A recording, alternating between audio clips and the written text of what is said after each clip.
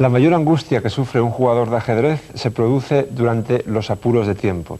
Por ejemplo, 2 horas para completar 40 movimientos. Si uno solamente dispone de 2 o 3 minutos o incluso de unos pocos segundos para realizar 10 movimientos, el corazón se dispara, el sistema nervioso está a punto de explotar y la cabeza hierve. Para los jugadores es un auténtico suplicio, pero los espectadores se lo pasan bomba. Terrible, porque pierdes el control. Lo que ocurre con los apuros de tiempo es que no tienes oportunidad para comprobar algunas de tus ideas, y es como una bola de nieve. Crea un vacío en tu mente y puedes cometer cualquier tipo de error.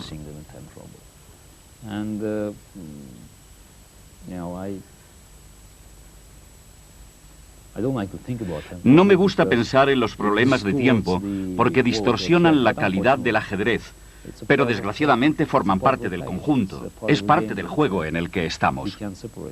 Bueno, hay jugadores a los que no les afecta el apuro de tiempo. A mí personalmente sí, yo no puedo resolver ese problema. En los apuros hay que estar muy concentrado.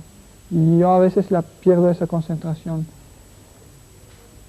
Yo mismo siento un poco de pánico. Intento recordar cómo llevaban la partida los grandes jugadores como Botvinnik, incluso bajo la presión del tiempo. Y creo que he aprendido de ellos buenas lecciones. Soy afortunado por poder tomar como modelo a jugadores como esos. Y a veces me enfado con mí misma, porque yo digo, otra vez, yo vi mi reloj y ya, no me gusta, porque no es profesional. Pero a veces hay razones para estar en apuro de tiempo, y es que si alguien tiene una posición que es mala, entonces hay que intentar algunas cosas psicológicas, y hay jugadores que juegan mal cuando el oponente tiene apuro de tiempo. A veces estás extremadamente concentrado y puedes jugar una partida razonable. Y otras, no sabes actuar por el estrés. Bueno, ahí la adrenalina corre, el pulso se te acelera y la mente funciona a toda velocidad. La tensión es muy grande, tienes que tomar decisiones difíciles, décimas de segundo, y a veces tienes que dominarte, ¿no? Puesto que ahí la intuición te dice una cosa, el cálculo que estás haciendo a toda velocidad te dice otra, y a lo mejor la experiencia te está diciendo que actúes de otro modo más prudente. Son situaciones extremas. No sabría explicar cómo es un ataque al corazón porque nunca lo he padecido, pero imagino que la sensación durante los problemas de tiempo se parece al momento anterior a tener un ataque al corazón. What can I say? Of course, you are nervous. You are very, very concentrated. Much more than when you have. Estás muy nervioso, muy concentrado. No calculas muy bien las jugadas. Juegas por intuición. Cannot really calculate too much. You just play with your intuition. Creo que es una parte del juego muy interesante, porque te tienes que esforzar, concentrarte al máximo, y creo que algunos jugadores incluso juegan mejor cuando están con el problema de tiempo. Puede ser por eso, porque están presionados para pensar y concentrarse para encontrar el mejor movimiento, el mejor truco. Claro que es terrible. Bueno, últimamente, honestamente, no he estado nunca muy apurado de tiempo porque creo que no tengo ya los nervios para resistir la sensación de a lo mejor tener que hacer 15 jugadas o 20 jugadas en 2 minutos, ¿ya? Porque a esa altura, claro, tus pulsaciones cardíacas son demasiado rápidas, estás desesperado tratando de llegar a la jugada 40, cumplir el control de tiempo, y ya eso no es ajedrez, porque se desvirtúa. Tú puedes tener la partida ganada en posición, pero el tiempo puedes cometer cualquier error. What you feel, at least what I feel, well, let's say at least that's what I think I feel, okay, is Lo que yo creo que siento es como si todos los procesos mentales se acelerasen. Es muy estresante. Te tiemblan las manos. Pero también es divertido porque tus capacidades se encuentran trabajando al máximo. En ese momento ves que si no eres bueno, estás perdido. Because you realize that if you're not really good now, you're going to be dead. Hay más tensión y tienes que pasar de jugar con un ritmo lento a tener que decidir en un momento. Y no es tan fácil como en el desarrollo de una partida normal. Hay tensión y eso es difícil de controlar. Estás muy centrado en la posición, pero también tienes que estar atento al reloj y tener que estar pendiente de todo. A veces es difícil. Bueno, en mi caso concreto estás siempre concentrado en la partida, ¿no? Estás viendo la partida, estás viendo, pues, ¿qué hago ahora? ¿Qué puedo hacer? Me quedan segundos, ¿no? Recientemente ahora tengo la experiencia del Campeonato de España, bueno, donde afortunadamente pude ganar la última partida y así conseguí el título, pero recuerdo que tenía en el reloj, en el finish, tenía un minuto o minuto y medio, ¿no? Y estaba intentando ganar una partida que la verdad que eran prácticamente tablas, ¿no? Entonces en ese momento sí, estás, a lo mejor incluso puedes pensar en lo que puede pasar si ganas, lo que puede pasar si pierdes, pero normalmente estás muy concentrado e intentando hacer una jugada la mejor posible, ¿no? Y tu atención en ese momento está totalmente centrada en el tablero. Entonces, casi no piensas en nada más, ¿no? Estás ahí, ¿qué hago? ¿Qué muevo? ¿Qué puedo hacer aquí? Y eso es lo que yo recuerdo, ¿no? Después, inmediatamente que acaba el momento de tensión, entonces hay una especie de, bueno, de desinfle general, ¿no? Tu cuerpo se tranquiliza y entonces muchas veces pues notas una tensión, unos temblores, ¿no? Incluso a la hora de escribir, firmar la planilla o lo que sea, pues notas como una especie de tensión acumulada que la estás soltando y que no sabías ni siquiera eras consciente de que estabas, porque estabas concentrado en la partida, ¿no?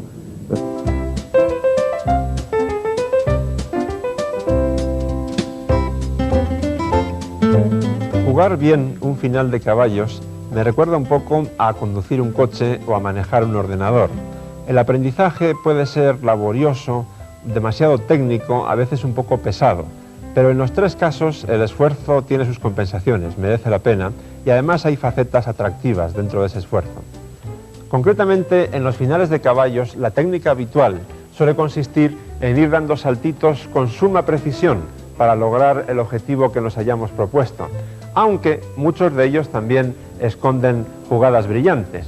Por ejemplo, esta posición corresponde a una partida jugada hace más de 100 años, en 1895, entre Gunsberg con las negras y el genial Pillsbury con las blancas, que en principio disponen de cierta ventaja, porque tienen más espacio y además tienen también este peón en C5 que está pasado. Sin embargo, si profundizamos un poco más en esta posición, veremos que las negras tienen una idea muy clara, que consiste en llevar este caballo a C6, en cuyo caso estarían bloqueando el peón de C5 y promoviendo a la vez esta mayoría de 2 contra 1 en el flanco de dama, con lo cual las acciones quedarían más o menos equilibradas. Por lo tanto, Pillsbury se dio cuenta de que tenía que hacer algo especial para romper ese equilibrio, algo realmente incisivo, y lo encontró. La idea es F5, que plantea problemas delicados, porque si las negras lo toman ese peón 2 veces, E por F5, G por F5 y G por F5, lo que ocurre es que esta casilla queda habilitada para que salte ahí el caballo, que no solamente ataca el peón de D5, sino que también impide que el rey defienda ese peón desde la casilla E6. Por lo tanto, eso no es una solución. Tampoco lo es tomar una sola vez el peón y después de G por F5 jugar G5 para controlar F4. Porque entonces el caballo amenaza al peón de D5, pero por el otro lado, y el rey no puede defenderlo porque este peón se lo impide. Es decir, eso tampoco sería una solución para las difíciles amenazas planteadas por las blancas con su última jugada, que ha sido F5. La única solución razonable en realidad consiste en jugar G5 inmediatamente, controlando la casilla crucial F4. Entonces, Pillsbury contestó con caballo B4, una jugada aparentemente molesta, dado que las negras apenas pueden hacer nada de lo que se habían planteado. El caballo no puede ir a C6, este caballo está presionando en estos 2 peones. De todas maneras, Gunsberg debió pensar, bueno, tampoco hay tanto problema, porque si yo juego A5, el caballo blanco tiene que retirarse hacia atrás y entonces ya puedo llevar el mío a C6 y todo queda bajo control de nuevo. No obstante, eso no es tan sencillo, porque Pillsbury había ideado un plan realmente venenoso. En lugar de retirar el caballo, jugó C6, y ahora el caballo de B4 no se puede capturar porque seguiría C7, amenazando doblemente tomar el caballo de B8 o coronar en C8, en cuyo caso las blancas ganarían de inmediato. Así que las negras no pueden capturar el caballo, deben tener mucho cuidado con ese peón y deben controlarlo con el rey desde D6. Pero el festival de fuegos artificiales que había ideado Pillsbury no terminó ahí, había ideado bastante más. Ahora sigue sin retirar el caballo, captura este peón en E6 con el suyo de F5. Y el caballo sigue siendo incomestible porque seguiría E7, no habría más remedio que jugar rey por E7 y nuevamente estaríamos como antes, C7 y las blancas ganan. Por lo tanto, Gunsberg calculó un rato y vio que tenía una solución, en apariencia, que es capturar ese peón con el caballo. De esta manera se pasó a un final de reyes y peones, ya no hay caballos. Y además Gunsberg debía estar bastante tranquilo, porque aparentemente este rey va a jugar a D6, el peón de E6 está perdido, las negras quedarían con un peón de ventaja e incluso ganarían la partida. Pero, insisto, Pillsbury había profundizado mucho y aquí hizo otra sorpresa. E4. Hay que tomar ese peón. D5 jaque, evidentemente no se puede tomar en D5 porque E7 y el peón corona. No hay más remedio que colocar el rey aquí. A continuación, Pillsbury ataca este peón descarriado de las negras, que responden avanzando su mayoría en el flanco de dama.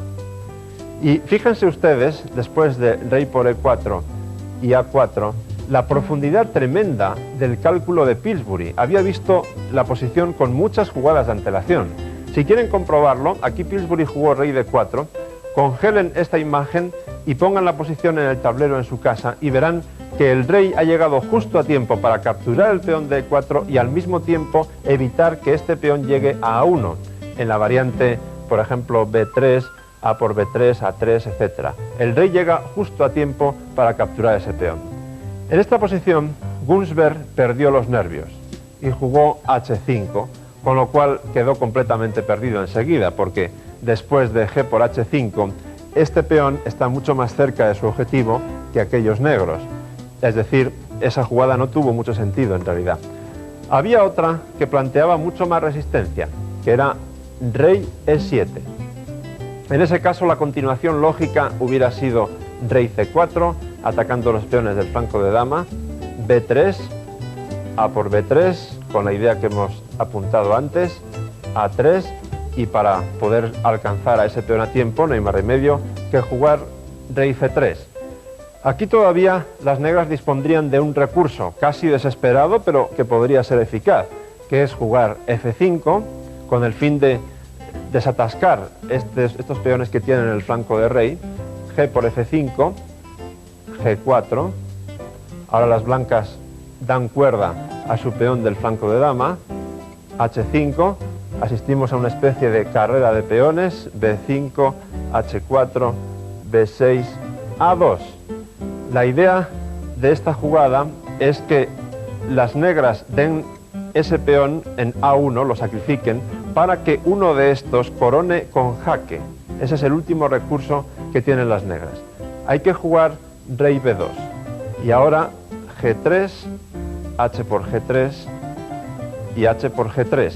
Pero entonces Pillsbury vuelve a replicar brillantemente. En lugar de permitir ese truco de las negras, que ocurriría si las blancas jugasen ahora B7, intercala una jugada intermedia clave, D6, devolviendo la misma pelota. Es decir, la idea es que ahora, después de rey por D6, B7 amenaza coronar con jaque. Por lo tanto, obliga a jugar rey C7 y entonces sigue E7 y contra G2, B8, dama, jaque y las blancas coronan este otro peón y ganan la partida. Pillsbury fue uno de esos campeones sin corona que adornan y abrillantan la historia del ajedrez. Como ustedes han visto, siempre estaba ojo a visor. incluso en las posiciones aparentemente más sencillas, buscaba las complicaciones tácticas y la brillantez. Yo les aconsejo que ustedes hagan lo mismo. Los finales de caballo son distintos de otros finales porque las reglas de la geometría no se aplican necesariamente.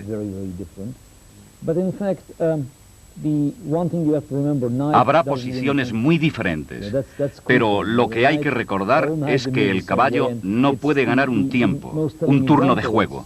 Eso es crucial. Los caballos se mueven todos de la misma manera. Tenemos un final de caballos. Si tenemos una posición cualquiera, como esta, si se mueven los caballos, nunca podrás empujar al rey negro. E incluso en una situación extrema, el caballo no puede ganar un tiempo. Y en muchos finales de caballo tienes que utilizar una valoración general, porque las reglas no siempre se pueden aplicar. Ambos caballos se mueven a la misma velocidad. Y hay un cierto parecido con los finales de peón, porque las ventajas normales son casi las mismas.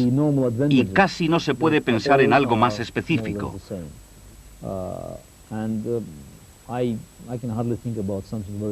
Bueno, siempre es bueno que el caballo esté centrado. Todas las reglas que se aplican en el medio del juego son válidas para la jugada final. Y hay que vigilar al oponente, porque el caballo es una pieza muy complicada.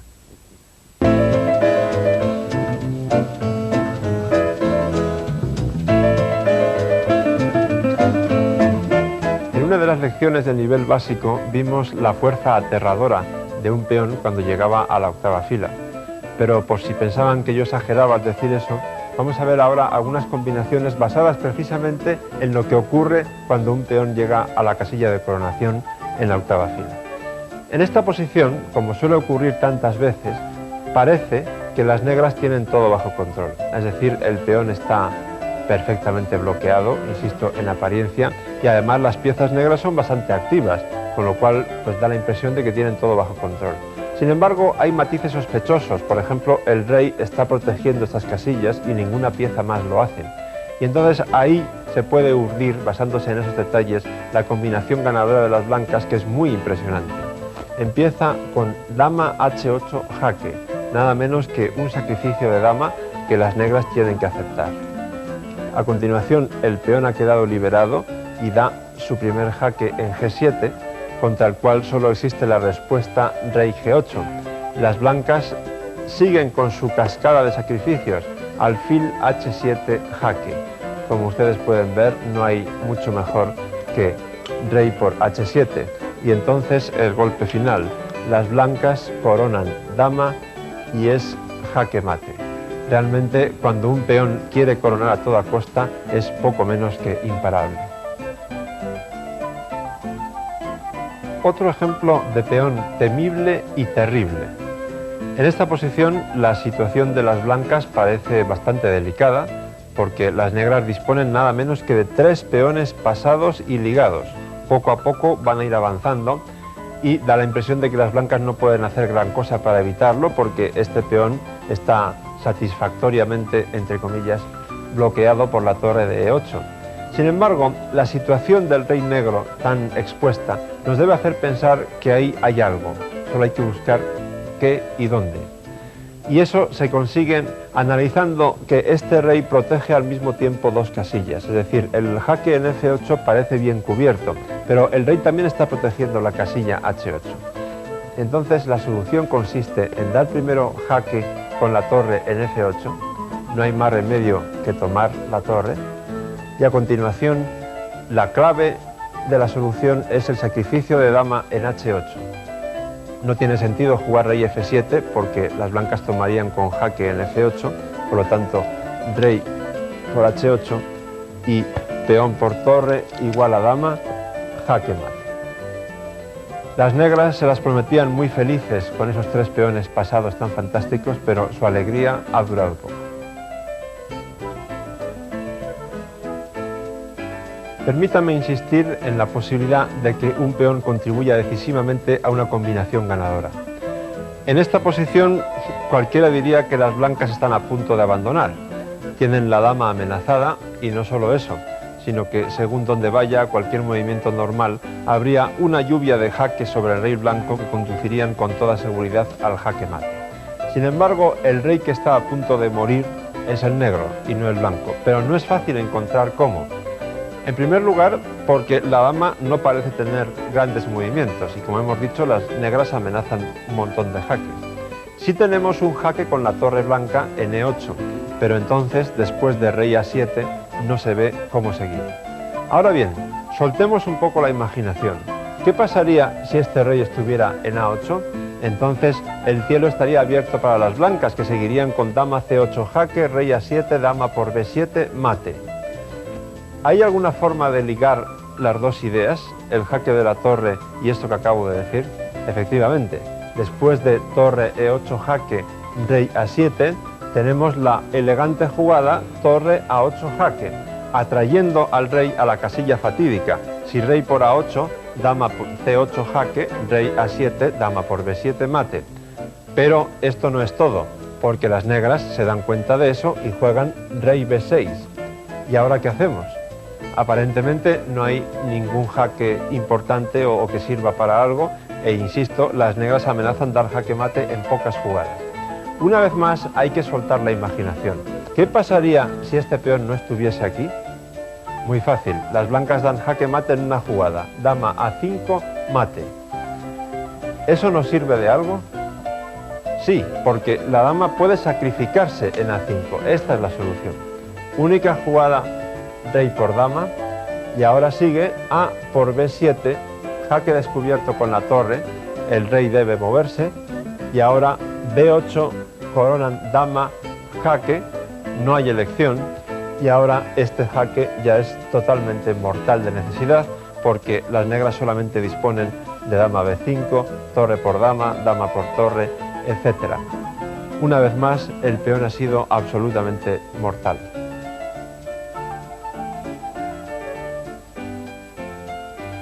Vamos a concluir este tema táctico con una pequeña joya producida por un tal Teichmann en el torneo de Berlín de 1930.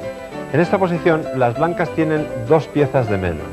Su único recurso es este peón de G7, muy cercano a la coronación, pero no se ve cómo se puede aprovechar ese detalle, porque la combinación que a mucha gente se le ocurriría en principio, que sería jugar dama F5 con la idea de dama por F7 jaque, seguida de la coronación y el consiguiente ataque de mate, no sirve por la sencilla razón de que después de dama F5, alfil B7, esta torre de A8 está controlando doblemente la casilla G8 y entonces ya la combinación no es posible. Así que esa idea no vale. Hay que buscar algo más contundente y realmente tiene que ser muy contundente porque también tenemos amenazado este alfil por el peón. Sin embargo, no hay que perder la esperanza porque este peón de G7 tiene una fuerza tremenda. Esta torre de E6 está prácticamente clavada, porque si la torre se mueve, entonces alfil por F7 jaque, seguido de la coronación, nos daría la idea que estamos buscando. Y entonces la solución está en empezar con torre por H6. No se puede tomar con la torre por lo que acabo de decir, alfil por F7 y el peón corona. Por lo tanto, caballo por H6. Ahora bien, ¿qué ha pasado aquí?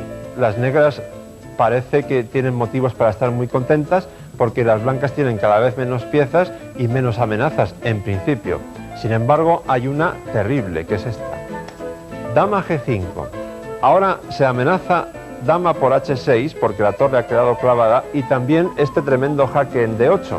La única forma de parar las dos amenazas de manera convincente es caballo F7. Una vez más, todo parece bajo control, pero entonces este caballo ha quedado sobrecargado porque es la única pieza que evita que este peón ayude a su compañero y también la única que evita el jaque de la dama en D8, que es el que viene a continuación. Dama D8 jaque. No hay más remedio que jugar caballo por D8 y ahora fíjense en qué solución más impresionante. H6, la torre sigue clavada por el alfil y no hay forma de evitar la amenaza H7, rey por H7 y G8 igual a dama. Si alguna vez ustedes consiguen ganar una partida con una combinación tan brillante como esta, se sentirán henchidos de gozo, como seguramente se sintió Teichmann.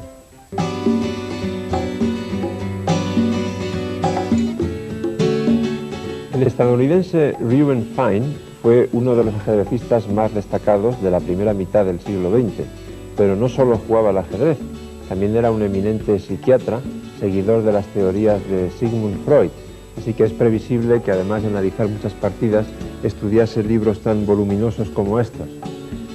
Quizá por ello elaboró algunas teorías francamente muy sofisticadas sobre el ajedrez y el psicoanálisis. Por ejemplo, la que intenta explicar por qué las mujeres juegan peor que los hombres. De acuerdo con los seguidores de Freud, en el ajedrez el rey enemigo simboliza al propio padre. Entonces, de acuerdo con el complejo de Edipo, todo hombre odia a su padre, los hombres juegan muy motivados al ajedrez, porque el objetivo es matar al rey contrario. Sin embargo, las mujeres no pueden aplicar el complejo de Electra, toda mujer odia a su madre, porque aunque la dama es la pieza más potente, el objetivo no es matar a la dama, sino matar al rey. Aparte de esas teorías tan rebuscadas, Reuben Fine fue sin duda un gran jugador de ajedrez, uno de los mejores del mundo en su tiempo, pero, como todos, también recibió algunos disgustos muy serios como el que vamos a ver a continuación. Es una partida que se disputó en Moscú en 1937. Su rival se llamaba Judovich. Reuben Fine tenía las piezas blancas. A esta partida, si tuviera que ponerle un título, yo elegiría el del cazador cazado. Empezó con D4, Judovich jugó D5, C4, E6, caballo C3, caballo C6, caballo C3, C5. Así llegamos a la variante Tarras, muy en boga todavía hoy, pero claro, con ideas ahora mucho más modernas que entonces. Ahora se considera que lo mejor para las blancas es tomar el peón de D5 para fijar, para aclarar cómo va a ser el centro de las negras. En aquel momento la teoría no estaba tan desarrollada y lógicamente Fine prefirió desarrollar una pieza más y clavar el caballo con alfil G5. Las negras contestaron tomando en D4, las blancas retoman con el caballo y las negras aprovechan para avanzar el otro peón central amenazando al caballo con E5. Fine contesta con caballo B5 y aquí llegamos al momento culminante de la partida. Las negras hacen la jugada natural, A6, y Fine piensa que ha conseguido engañar a Judovich, porque lógicamente ahora las blancas deberían retroceder con el caballo a A3, donde ocuparía una situación francamente muy pasiva. Sería, digamos, una pequeña derrota de las blancas nada más empezar, tener un caballo arrinconado. Sin embargo, Fine tiene eso previsto, o cree él que lo tiene previsto. No hace caso de la amenaza al caballo y captura con el otro caballo el peón de D5.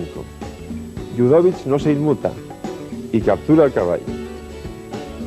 Fine, sin pensarlo mucho, toma en F6 con jaque, caballo por F6, jaque. Y aquí viene la enorme sorpresa, porque lo que Fine estaba esperando era la variante G por F6, dama por D8 jaque, única rey por D8, alfil por F6 jaque, y contra cualquier jugada de las negras, la siguiente de las blancas sería alfil por H8 y las blancas ganan. Pero entonces viene lo del cazador cazado, porque Judovich había previsto todo esto. La sorpresa está en que toma en F6 con la dama. Y ahora las blancas tienen que capturar la dama en F6 y entonces se aprecia la enorme debilidad que se ha creado en la diagonal que va desde E1, donde está el rey blanco, hasta A5. Al haber desaparecido el caballo que al principio de la partida estaba en B1 y ahora el alfil que de G5 se ha desplazado a F6, esa diagonal queda muy débil, cosa que aprovechan las negras dando un jaque terrorífico en B4. La única forma de librarse del jaque es dama D2 y el resto de la partida es muy fácil. Alfil por D2, no hay más remedio que jugar rey por D2, G por F6 y cuenten ustedes las piezas. Las negras tienen una de ventaja y las blancas prácticamente carecen de compensación por ello. Por lo tanto, Fine abandonó. Está claro que todas sus teorías sobre el psicoanálisis, en este caso, le sirvieron de poco ante el ímpetu de Judovich.